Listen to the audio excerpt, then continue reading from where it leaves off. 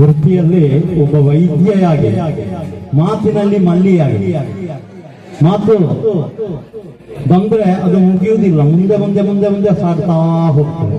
ಅದು ನಮ್ಮ ಡಾಕ್ಟರ್ ವಾಣಿಶ್ರೀ ಅವರ ಒಂದು ಅಂತರಂಗದ ಬಯಕೆ.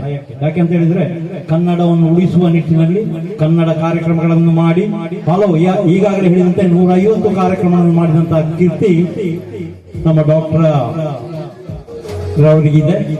ಇದಕ್ಕಿಂತ ಹೆಚ್ಚಾಗಿ 1000 ಕಾರ್ಯಕ್ರಮಗಳು ಕೂಡ ನಡೆಯಲಿ. ಯಾಕಂದ್ರೆ ಕಂಡಪಾಡಿ ಸುಬ್ರಹ್ಮಣ್ಯ ಸ್ವಾಮಿ ಅನುಗ್ರಹ ಸಿಕ್ಕಿದ್ರೆ ಒಂದಲ್ಲ ಎರಡಲ್ಲ 1000ಕ್ಕಿಂತ ಹೆಚ್ಚಾಗಿ ಕಾರ್ಯಕ್ರಮಗಳು ಆಗುವುದು ಡಾಕ್ಟ್ರೆ. ಖಂಡಿತವಾಗಿಯೂ ಇದು ನಮ್ಮ ಪ್ರಾರ್ಥನೆ. ನಿಮಗೂ ನಿಮ್ಮ ತಂಡಕ್ಕೂ ಸಾಹಿತ್ಯ ಗಾನ ವೈಭವ, ಈಗಾಗಲೇ ನೀವು ಹೇಳಿದಂತೆ ಗಡಿನಾಡ ಕನ್ನಡ ಸಾಹಿತ್ಯ ಸಾಂಸ್ಕೃತಿಕ ವೇದಿಕೆಯ ಅಂಗವಾಗಿ 150ನೇ ಕಾರ್ಯಕ್ರಮವನ್ನು ಮಾಡಿದ್ದೀರಿ. ನಿಮಗೂ ಮತ್ತು ನಿಮ್ಮ ತಂಡಕ್ಕೂ ಒಬ್ಬೊಬ್ಬರ ಹೆಸರನ್ನು ಹೇಳಿಕೊಳ್ಳದೆ ಡಾಕ್ಟರ್ ವಾಣಿಶ್ರೀ ಮಾತ್ರ ನಮಗೆ ಇದರ ಲೀಡರ್ ಆಗಿ ನೀವು ನಮಗೆ ಹೆಸರು ಕೊಟ್ಟಿದ್ದೀರಿ. ಬಾಕಿ ಒಬ್ಬೊಬ್ಬರ ಹೆಸರನ್ನು ಹೇಳಿದ್ರೆ ದೀರ್ಘವಾಗ್ತದೆ. ಇನ್ನೂ ಒಂದು ಕಾರ್ಯಕ್ರಮ ಇದೆ. ಅದೇ ರೀತಿ ಜಾತ್ರಾ ಮಹೋತ್ಸವದ ಕಾರಣ ಅದರದ್ದೇ ಆದಂತಹ ಕೆಲವು ಕಾರ್ಯಕ್ರಮಗಳು ಕೂಡ ನಡೆಯಲಿಕ್ಕಿದೆ.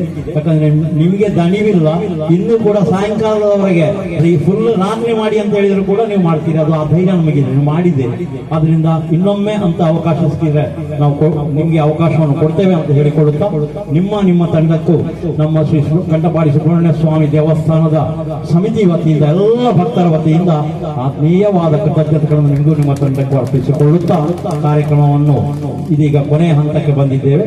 ಎಲ್ಲರಿಗೆ ಗೌರವಾರ್ಪಣೆಯನ್ನು ಡಾಕ್ಟರ್ ಕೊಡ್ತಾ ಇದ್ದಾರೆ. ದಯವಿಟ್ಟು ಎಲ್ಲರೂ ಪಡ್ಕೊಂಡು